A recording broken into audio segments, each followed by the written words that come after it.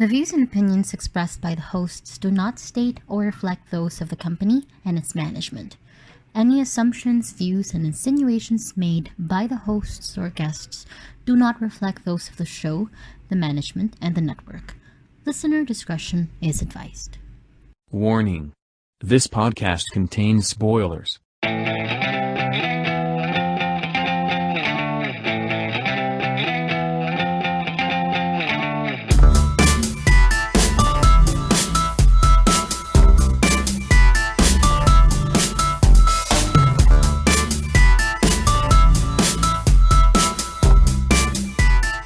Third World Cinema Club. So, hello everybody. Welcome to Third World Cinema Club. Did you miss us? I'm John Tawasen from Present. Tagal na din. Tagal na, no? Oo, parang last October pa. Okay. Parang first week pa ng October yung ano natin, yung record Okay. natin. I'm John Tawasen from Present Confusion. Hi, I'm Princess Kinok of Film Police Reviews. And I'm Jim of Jimmy Licolat, iba pa. And for today's episode, meron po tayong special guest.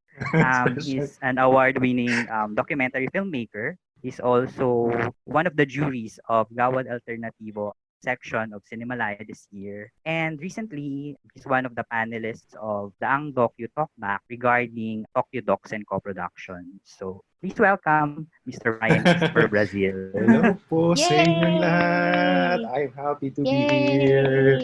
Yay! Sobrang excited ba sa usapang docu? Sobrang excited ako may pagkwentuhan. Yay! Hi sa inyong lahat.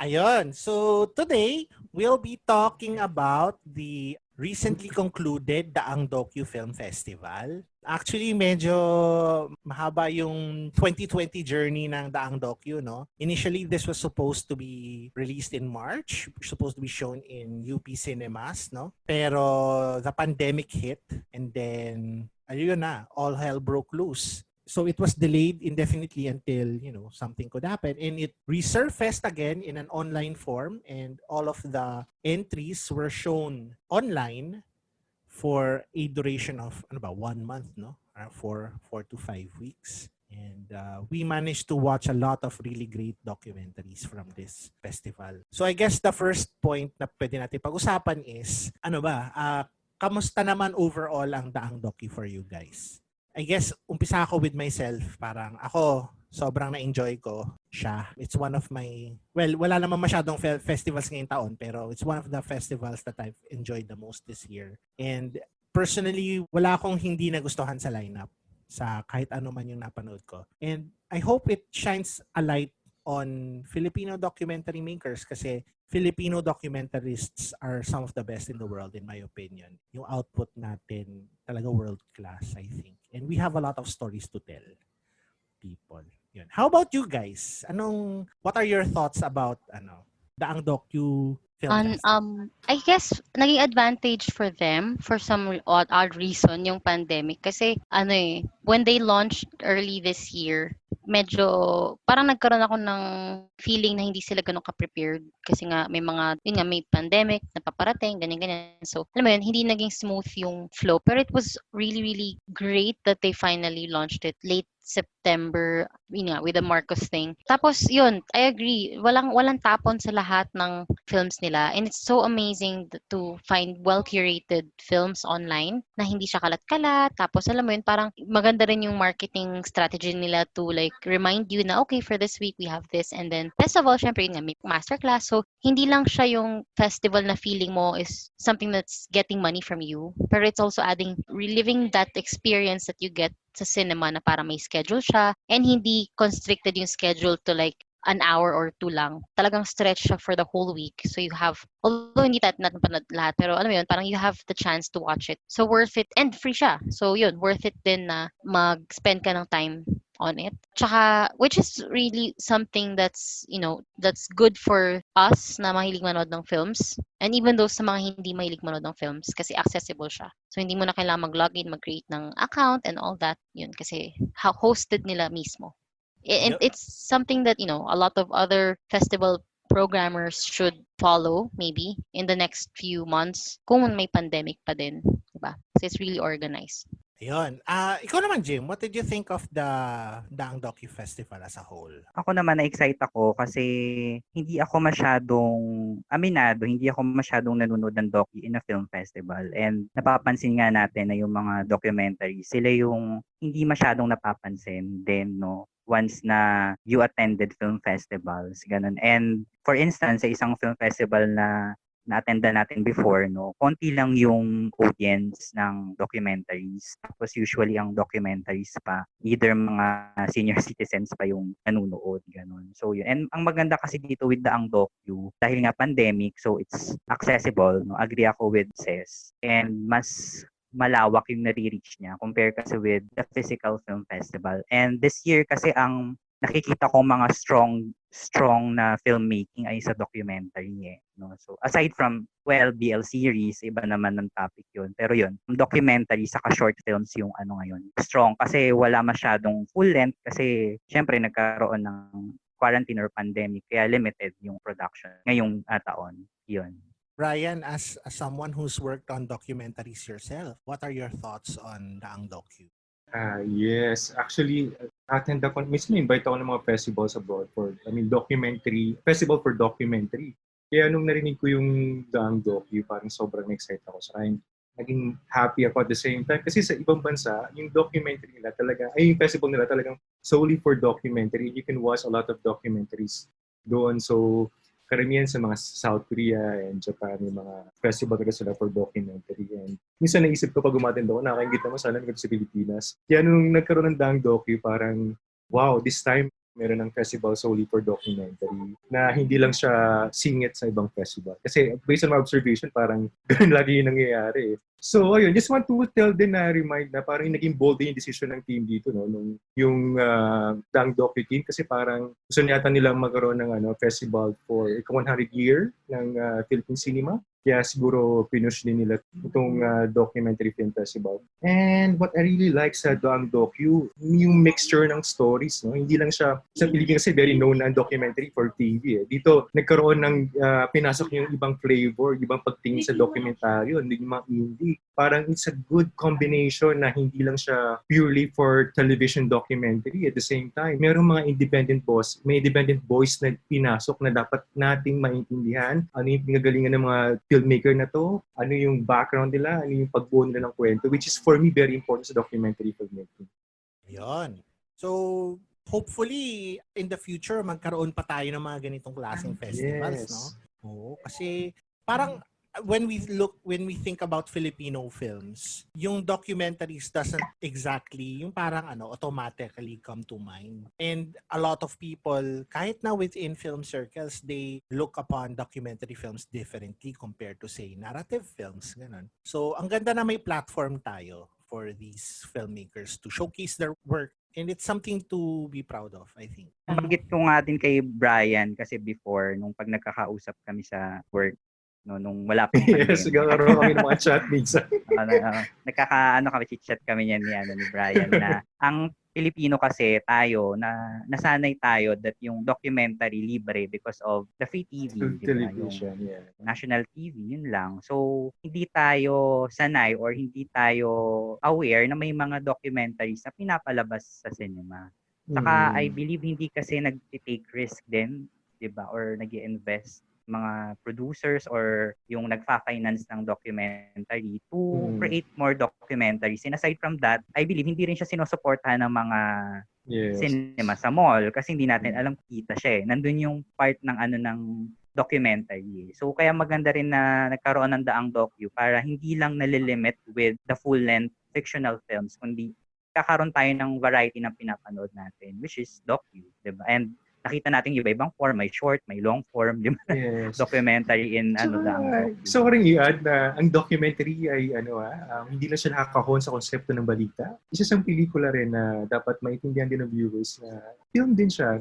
Kasi parang nasanay sinasabi ng mga ibang Pilipino sa TV, balita. Which is for this Daang Docu, parang nagkakaroon parang nare-remind yung mga people na it's also a film. It's also a genre na yun. Tama. Yun, no? I guess let's go to the meat of our discussion. So this festival has been divided into 5 like programs, each with their own parang overarching themes. These programs are ecology, nation, taboo, localities, and future. And so we'll be discussing one film from each like program, and then 3 additional films that we want to discuss na hindi kasama do sa first 5. So for the first program, it's ecology, no? For that, we've chosen Christopher Brugada's Bullet Laced Dreams, co-directed with Charena Escala. It's just a 29-minute long film, but it follows the Lumad children in Mindanao as they escape from military rule due to, continuous conflicts. And the rising tensions between these factions have separated the main subject of the film, si Jerseline Empong, from her family, but she vows to fight for her right to reunite with them in the future. So what did you guys think of Bullet Laced Dreams? This is Top's second film that debuted this year in 2020. Another film of his that debuted was in Cinemalaya 2020. Elihiya. Sa Paglimot. Elihiya ng Paglimot. Yeah. And what did you guys think of this film, Bullet Laced Dreams? Sa akin, Bullet Laced Dreams is a powerful documentary, no? Nabanggit ko nga dun sa review ko na in Bullet Laced Dreams, tinatama niya yung fake news, 'di ba? Kasi parang ang nangyari kasi noon, naging fake yung balita na 'di ba yung mga bata, yung mga lumad, they are trained to be a communist. Pero dito, nakita natin yung katotohanan that they only wanted to be educated, 'di ba? Yung parang gusto nilang matuto, gusto nilang hindi lang matuto magsulat at magbasa eh. Gusto nilang ipaglaban yung karapatan nila. Kasi ang mga IT, they are tortured, harassed by sadly no authority na sana sila yung nagbibigay ng peace and order, yung pinakita doon sa documentary.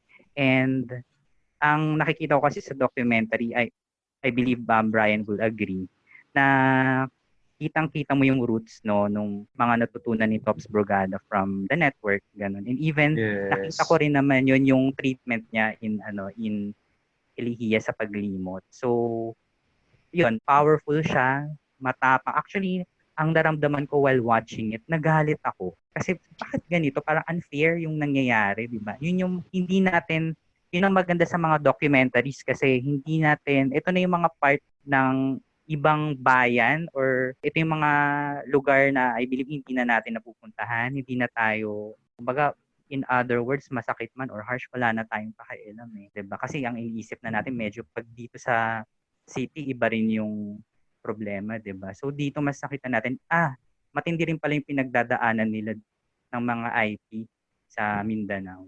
Ayun. Yun nga, medyo yung observation mo, Jim, it can be applied to a lot of the films dito sa festival na to. Kasi they show yung gross parang systemic inequality between or oppression sa mga tao at may sort of parang, kasi if you watch kunyari a fiction film na kunyari based lang on a true story, iba yung level of engagement in my view anyway, kung doon versus yung talagang kwento ng tao mismo, as in yung totoong kwento nila as seen in documentaries. Mas parang may personal connection, kumbaga, or parang to engage with the subject of the docus kumpara sa kung fictional character lang siya. Although meron namang fictional narratives na alam mo yun, mataas din ang engagement mo. Pero still, yung iba eh, kasi mga kapwa mo tao din to eh, no? Kaya mga kwento din nila. So, kaya talagang default na emotion ko while watching a lot of the films sa festival, nagagalit ka talaga. So, I had to pace myself kasi syempre BP ganun. Pero yun. How about you, Brian? Your thoughts on Bullet Laced Dreams? Actually kasi nasundan ko yung journey ni Tops dito eh, kasi finish ito sa Tribeca and then at the same time sa Toki Docs and nakakuha siya ng support sa pagkakaalala o kaya na-produce niya itong documentary na to. At nakakuha rin siya ng mentorship from Tribeca yata na nagtumulong sa kanya para buuin yung kwento. So nakita ko yung effort ni Tops kung gaano time and effort yung in-invest niya sa film na to. And I think nag-reflect naman siya sa film. Kasi, ayun, gaya na naman ni Jim, nainis din ako na parang, ano ba to? Parang dapat yung government na nagpo-protect sa kanila, sa mga estudyante or sa school, sila pa yung parang kontribida sa eksena na parang na-frustrate ako dun sa napapanood ko. Kasi ang napanood kong version nito is yung pinalabas sa Japan na I don't know kung ito rin yata yung version na pinalabas sa Daang Docu. Oh, So, okay. yun, marami siyang, I guess 2 to 3 versions na yung na nagawa yata ni Tops dito. And ayun, sobrang bilib ako sa team. Tsaka haharap ka sa situation na may conflict and then merong mula ng mga bala. It's very, kailangan mo ng bold na, kailangan mo maging matapang para mag-document sa ganung eksena. And I think, for me, it's a very important subject na kailangan ma-document natin ngayon. I'm speaking for the perspective ng documentary filmmaker. And for me, tama yung ginawa ng team nila for this story. Yun. Okay. Any more thoughts before we move to the next film? Sayang, di ko napanood. Pero I'm hoping na mapanood ko siya ulit or ma-release siya ulit. Pero listening to all of your thoughts is very interesting. Sabi nga ni Jim sa akin nung pinanood niya to, sana napanood ko siya kasi nga tungkol siya sa IP, tapos yun nga yung sa war doon, ganun, which is still ongoing. Sa akin, kung may makikinig na tong episode na ito, especially from the South, kasi hanggang ngayon talagang, kahit hindi ako doon lumaki, pero alam mo yun, I'm very exposed to the conflict na nangyayari doon. Yun. Kasi it's very strange for me na ang dami sa kanila na kahit nandun na sila, nagbubulag-bulagan pa rin sila in what's going or what's happening rather. They find that kind of safety in closing their eyes, which isn't always the case. So, yeah, kudos to the team for making this kind of film. Pero again, I hope na maraming makapanood nito kasi it sounds like a very important film. So, yun. Yan. So, our next film comes from the Nation section. It's from the Probe team actually, directed by Howie Severino. It's called May Istorya Nga Tayo, Patay Naman Tayo. And it was taken during the Basilan Siege. And talagang buwis buhay no, ng mga reporters at mga journalists doon during the time. Kasi may time doon na akala nila yung kasama nila patay na. Pero when they met up with them later on, parang sobrang makikita mo yung relief sa mga mukha nila. Pero it's galing nga doon sa title is This Story Worth Dying For, no? Parang ganun yung dedication ng mga journalists natin to their work and in trying to deliver the news. And in that perspective, this program Nation is about how Filipinos, how filmmakers, they interrogate historical memory, how they process history. And here are the history tellers or the history, ito yung mga historians natin, kumbaga. And the lengths to which they go to do what they want to do is kahanga-hanga. How about you guys? What are your thoughts on this film? May Istorya Nga Tayo, Patay Naman Tayo. Sa akin, para akong nag-flashback kasi naalala ko yung Basilan War. I think kasi yung papa ko kasi nandun siya nung mga panahon na yun. So, hindi siya Basilan War, basta nung mga shooting sa Basilan. Yun. So, watching Howie Severino document the whole thing, from the Barilan stuff and, yung conflict niya as a journalist to be professional, to show less empathy, hindi man less empathy, pero be objective, kumbaga, to cover the whole thing is really brave. That goes with the other journalists na nandoon. I think meron ibang mga hindi lang taga-probe team na na-feature dun sa short na documentary. So, yun. So, I think it's the same as yung kanina in a way na dito naman sa perspective ng journalists. Kasi it's true, may ibang journalists na they try to cover some people's asses, pero this one is the real thing, parang dito may kita na hindi ganun kadali yung trabaho nila. So yun. Ayun, Jim, your thoughts? Kung napanood mo ba tong May Istorya Nga Tayo? Sorry, di ko napanood. Pero si Brian, may tanong ako because nagpo-cover kasi ng mga gritty stories, no? Like the Marawi War. Yeah. Nasa Hong Kong siya, Ayan. diba? Nung last year. So, Talaga? Wow! nandun siya. So, before that, Brian, kasi si Howie Severino to, no? How was it working with Howie Severino in Eyewitness? Kasi di ba nagkakating kayo, I believe so. Actually, wala kaming direct na nagkakatrabaho. Pero okay. same program kami, Eyewitness. Si Howie, ang reputation niya, very hands-on siya in terms of drafting his story, kung paano niya bubuin, Parang beforehand, bago siya umalis, this is my parang yung mga nakikita ko, before siya umalis, alam niya na sa sarili niya kung paano tatakbo yung story. Yun ang pagkakaalam ko sa workflow ni Howie Silvery. Yun. Napanood mo ba tong docu? Yes, napanood ko tong docu ni Howie. Ang masasabi ko dito, parang lahat ng journalist, ito, this is my observation, parang lahat ng ng reporters na kasama niya dun sa coverage. Ang goal is makover yung nangyayaring war. Pero si Howie, he shifted his angle na hindi mismo doon sa war. War is only a backdrop of the story. Pero yung yung characters niya, yung mga mismo nagko-cover ng war. For me, that's kinda a good parang call na, okay, iba. Alam niya na yung angulo na gagawin niya bago pa siya tumapak sa basilan. Parang may ganoon akong impression nung pinapanood ko siya. Pero kaya lumabas na maganda yung story kasi alam niya yung cover niya, alam niya yung susundan niyang mga tao, which is for me effective siya. Kasi sa mga war story din, ang hirap naman din totally cover yung buong nangyayaring gera. Normally, ang mga kasabayan mo lang, yung mga reporters din o sundalo. So sundalo o reporter, sundan mo na lang. For me, nagbigay siya ng ibang look or ibang eyes dun sa story na hindi nakikita usually. I don't know kung may mga ganito ng story or documentary before na sa ginawa ni Howie. Pero parang ito yata yung unang ganung angulo sa pagbuo ng kwento in terms of documentary sa journalistic style sa Pilipinas. I'm not really sure about it. Maybe I'm wrong. Correct me if I'm wrong. Pero parang yun lang yung nakita kong documentary na nag-shift dun sa journalist perspective. Not totally dun sa war. Kasi parang backdrop na lang yung Abu Sayyaf, ang mga nangyayari. Pero may mga journalists na working behind na yun yung hinanap niya. Oo nga parang yung camera parang binalik mo dun sa yung kumukuha nung Yes. no? Interesting no? Kasi yun nga tama ka, naging backdrop yung bakbakan. It's no longer about the bakbakan, it's about yung people trying to The humanity. cover the bakbakan.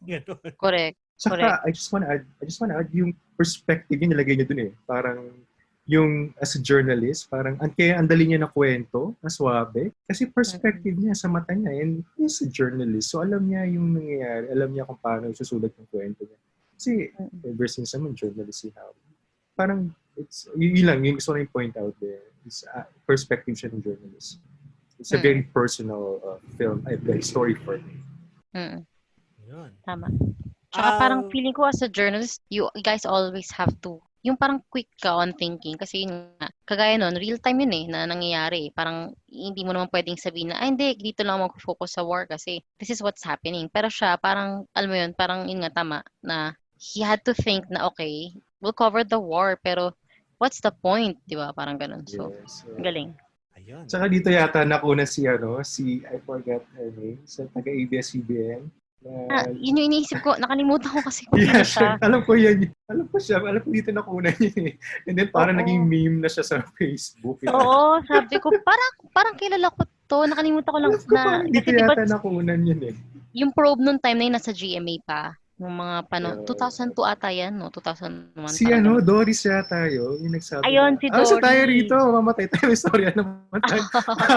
Parang naging meme yata siya after that. Parang hindi ko alam. I'm not really sure. Parang doon yata sa doc ni Howie yung lumabas Ay, Brian, may question ako. Since, di ba, nag-cover ka ng Marawi War, di ba? And yan, katulad niya sa Hong Kong. So, ikwento mo sa amin yung experience. Kasi this is a risky, yung mga gritty stories yan, no? So, paano mo ginagawa yung approach or treatment, di ba?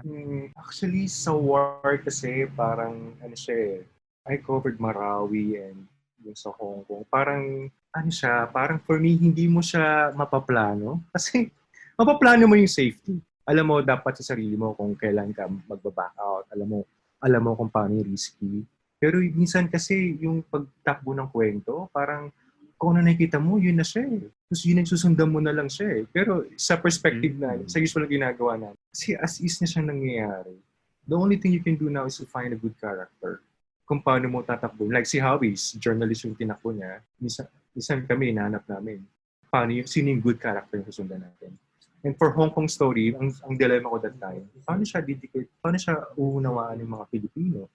Paano siya maiintindihan ng mga Pilipino? Kasi Hong Kong is not that, malapit siya sa akin, pero yung issue ng autonomy, issue ng conflict with China and Hong Kong, I'm not really sure kung alam lahat ng Pilipino. Yun yung dilemma namin eh. Kaya sometimes, we need to find a character na, Pilipino, sa perspective niya, paano niya naiintindihan yung issue na to? Kasi hindi pwedeng bakbakan na nabakbakan eh. Kailangan maintindihan ng viewers mo, ano yung pinanggagalingan ng gulo na to? Ano yung pinanggagalingan ng gera na to? Kasi as a documentary filmmaker, you need to tell that eh. Kasi parang ano mo din yun eh. Parang, I think, parang, I'm not really sure kung obligation pa siya. Or basta parang ano mo siya na meron ka dapat na mabigay sa audience mo na maiintindihan mo na to. Ano ang pinanggagalingan nito? Dapat natin siya maunawaan. Something like that. Sorry, masyado bang mahaba yung sinasabi. Hindi. Okay lang. Hindi, Thank okay you. lang Okay yun. lang yun. Thank you. Thank you for that wonderful answer. Nakikinig lang kami. Okay. Ayun. Any more thoughts about, may istorya nga tayo, patay naman tayo. Very interesting topic, no? Kung magpapakwenta tayo ng, my gosh, paano yung, di ba, nagkakagulo-gulo na, parang saan kayo nagtago, ganyan. Parang ang daming pwedeng pag-usapan. Eh. Yun. Si Howie, napansin ko doon sa film niya, ang galing niya mag-create ng symbolism dun sa documentary. Kasi parang end shot niya, kaya doon ako naalala nyo, nasa barko ba yun? Or parang, tapos yung end shot niya is a flag, Philippine flag na sira-sira. And then, meron siyang sinasabi about Philippines, yung struggle ng Philippines. And then yun yung video niya all throughout. And for me, that's a very, parang napaka-strong ng video na yun. It's a Philippine flag, it's a simple shot. Parang yun yung, for me, style ni Howie na hindi siya yung totally cinematic style of yung well-shot, well-framed. It's a simple shot na it tells something. Paano ko naman ganun eh? Hindi ako sa mga ganun. It's a simplicity but it tells story. Ang ganda nga eh. Gaya nga nung sabi mo, parang it's not just reporting the news eh. It's telling a story. And dun sa yung mga sinabi mo, parang visual storytelling. Talagang naitatawid mo, may naitatawid ka as a filmmaker na hindi normally naitatawid kung if you just reported it as is eh. May ganun level. No? Kaya wala lang. Kaya ako rin nagustuhan tong particular docu na to. So, okay, shall we move on to the next film? No? The next program is Taboo, and our feature film from that is Dreaming in the Red Light by Pabel Manican. It chronicles the lives of a mother and daughter living in Angeles City. The daughter is the child of the mother by a German, so parang half German siya. But they live in relative poverty. Hindi sila ganun ka well off. And they have to do odd jobs to survive. And parang lying underneath that is parang the red light industry that is technically illegal pero it's still operating in some fashion there. And from the title, tsaka yung parang naisip kong visual symbolism, para siyang the red light is parang a flame, tapos parang mga gamo-gamo sila na na-attract dun sa flame na yun. And wala silang choice but to go back to that. Yes. Kahit na ayaw nila, kahit na gusto nila ng mas mabuting buhay, pero sobrang limited ng opportunities nila economically dahil kulang sila sa education or kulang sila sa whatever, sa opportunity sa buhay. Kaya napaka-profound niya sa akin. Makikita mo yung cycle of of oppression ganun na nagaano through generations. Dahil porket mahirap ka, parang sobrang limited na yung ways out mo of that cycle. Yun. How about you guys? What are your thoughts about Dreaming in the Red Light by Pabel Manican? Brian, ikaw. Brian. Okay, so yung Dreaming in the Red Light kay Pabel, kaya ako ito nagustuhan kasi tama yung sinabi ni Jan kanina, sa situation, there's no opportunity, and then bumalik yung character dun sa kung paano yung situation nila sa umpisa. Nagustuhan ko tong film na to kasi nakita ko dito yung galing ng documentary filmmaker in capturing scene and moments na ang hirap mag-capture, for documentary filmmakers, ang hirap mag-capture ng mga magagandang eksena that will reflect, that will show yung lives talaga nila. Kasi parang hindi lang siya Sa TV kasi, we work like for 7 days. Hindi mo talaga na-penetrate yung kwento ng isang character. Unlike sa documentary ni Pabel, parang feeling ko nakatira na ako sa bahay ng character niya na parang nag-aaway sila dun sa harap ng and then may revelation na buntis si ganito, and then karoon ng love affair yung anak, nag-celebrate ng birthday. Doon ko na-feel na, oh my God, ang galing ng team na gumawa nito na it's really too hard to capture scenes from beginning to end. Sustain niya yun yung ganung style na parang I'm not really sure kung si Pabel ay tumira doon sa bahay na yun para makuha niya yung mga ganung kagagandang mga eksena. Parang ang impression ko doon na siya nakatira I'm not really sure kung kamag-anakan niya ba itong mga character na to or kung sobrang close na talaga sila or kung nag-immerse siya talaga ng sobra para makapture niya yung mga ganung eksena.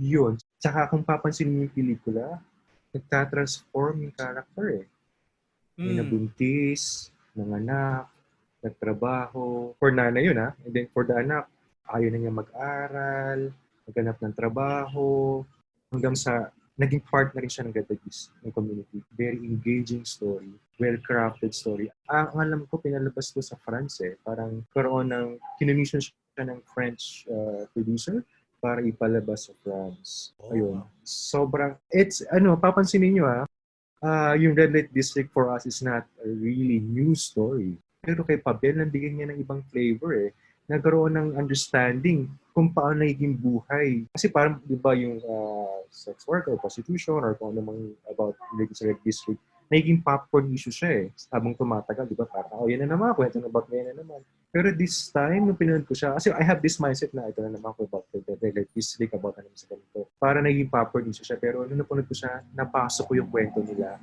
Nagkaroon ako ng understanding, mas naunawaan ko yung buhay nila. Na you don't judge them. Hindi mo sila judge after watching the film. You will respect them. And then minsan maiinis ka. Wala silang way para makalabas na dun sa ganoong bubble, sa ganoong situation. I talk too much. Hindi, sige lang. Yun. Actually, ayun. You came to the right place. Sabi ko, pagsalita ko lang ako baka Okay lang yun, naka ba? It's the right avenue for that. Yes. Documentary, sobra ako sa mga docu. Yes, go Brian. Ayun. Kaya sobrang gusto ko siya. Parang hindi ko lahat napanood, pero yung style niya kasi, almost the same kami ni Pabel ang style. Kaya siguro bias ako doon, nagsuko siya. Kanya-kanya kasi ang mga documentary film kanya-kanyang style yun. Pero, ayun.